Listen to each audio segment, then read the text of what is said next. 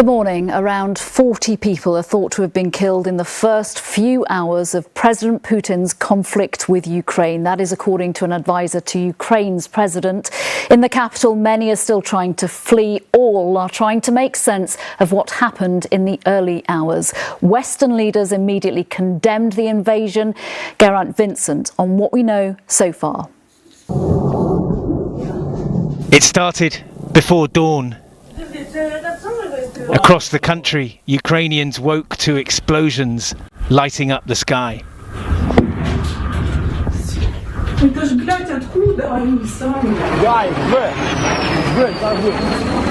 The Russian assault on this country began with missile attacks on key targets.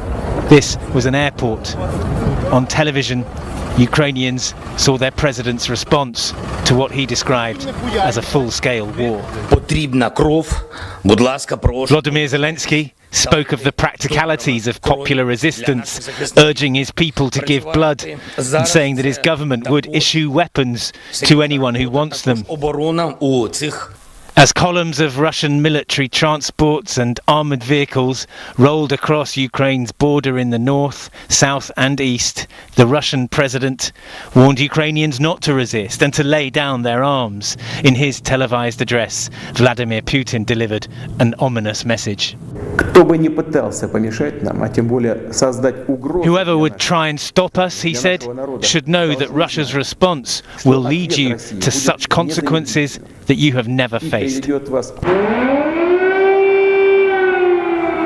Martial law was declared by Ukraine's government and sirens wailed across the Ukrainian capital.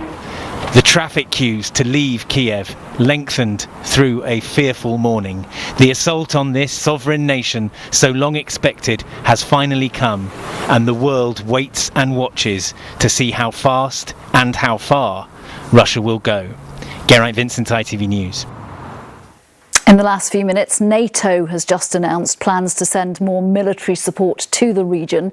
The shelling of Kiev and other major cities began early this morning. Explosions were reported in the capital, Kharkiv, Dnipro and Mariupol. And a second wave of strikes are thought to have taken place in the last hour. Let's get reaction from our Europe editor, James Mates. What are you seeing in Kiev? Relatively quiet here in the last few hours. There was a fairly sustained assault on the city's airfields and air raid sirens going off around the city. The air is full of the smoke from, you can't quite see it, but a burning intelligence headquarters building nearby. But that so far seems to be the only real damage within Kiev itself. There are these reports of a new wave of shelling and of heavy fighting. Reliable information is very, very hard to come by at the moment. Lots of claims of Russian tanks and helicopters being shot down, but we simply don't know whether that's true or just the exciting claims of the defenders. We do think, though, heavy fighting, particularly in the northeast and the south around the cities of Kharkiv and Kherson near the Crimean Peninsula. James, for now, thank you very much. Back here, the Prime Minister will address the nation this lunchtime. Let's join our Deputy Political Editor, Anushka Asthana. What can we expect from Boris Johnson?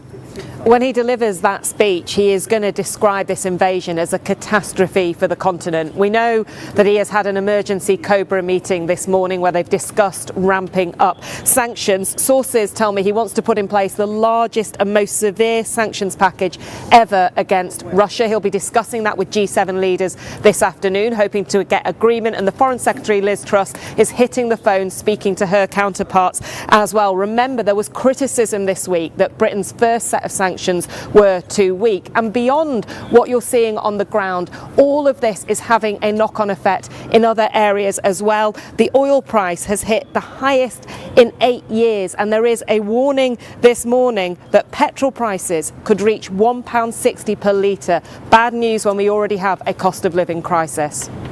Anushka, thank you very much. Look, we'll be back with our next update on the invasion of Ukraine at midday, when we'll have the latest on those trying to escape from the capital, the latest reaction from the West on this, the biggest test.